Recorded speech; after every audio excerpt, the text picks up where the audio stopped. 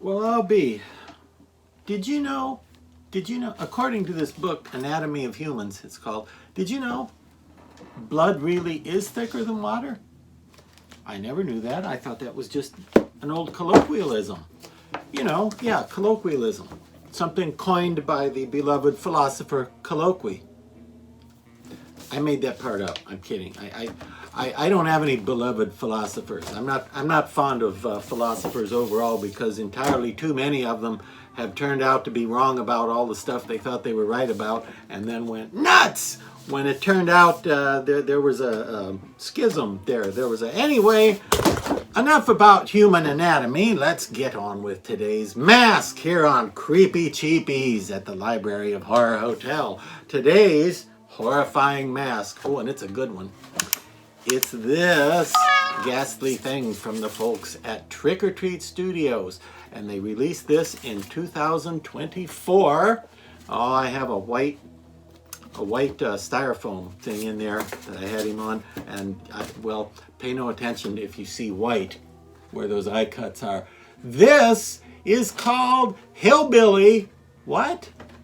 Okay, where's the Hillbilly Anti-Defamation League all this time? You know, every other social group and ethnic group and everybody else has advocacy organizations going on to prevent stereotyping and discourage negative images and such, but Hillbilly?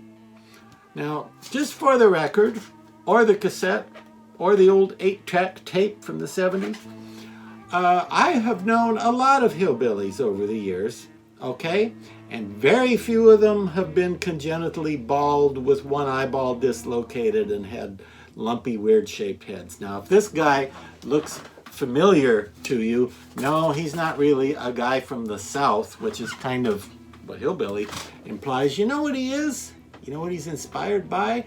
You guessed it, you got ahead of me. He's based on Jason, the world-famous, very successful mass murderer and matinee idol of the 80s, Jason Voorhees, from Friday the 13th, Part 3 in 3D. Sometimes just called Part 3 because it was only 3D when you were able to see it in a theater in 3D. And then if you have the glasses, sometimes they released a thing with the... But anyway, sometimes just Part 3.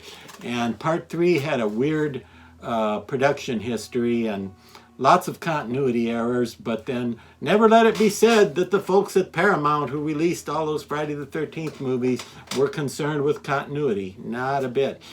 In the previous movie, he looked more like what you'd think of was a hillbilly because he had kind of a scruffy beard stubble going on, and he had long reddish brown hair, and he looked kind of like Quasimodo. Yeah. But in Part 3, the next movie, suddenly he looks like this lumpy, creepy radiation mutant guy. I don't know. But if you don't remember him looking like this in Friday the 13th Part 3, you really don't get a look at this except for just a couple of quick shots. They're a split second, and he's a mile away from the camera, and it's hard to see him clearly.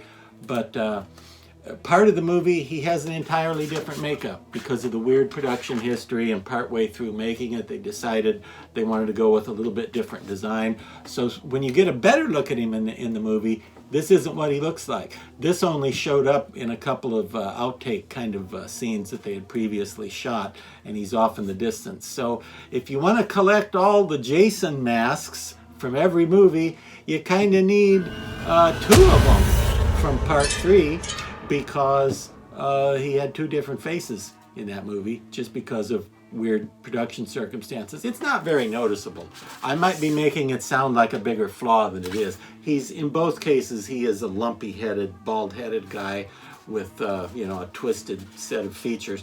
Now, this was sculpted by one of the best sculptors in the history of maskology, Justin Mabry.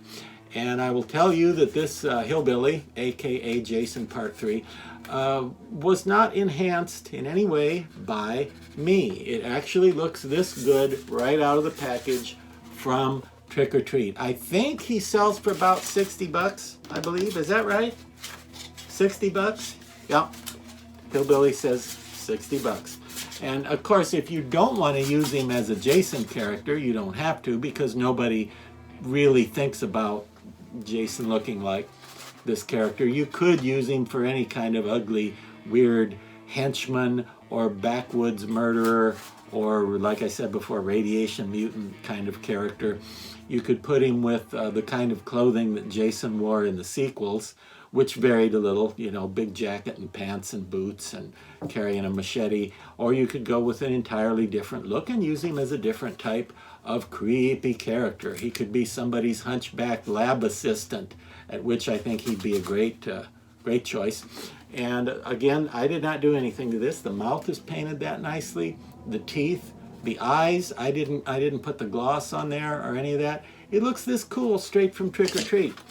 And it looks kind of like Jason from Part 3, and it looks kind of like your old mathematics teacher from 6th grade.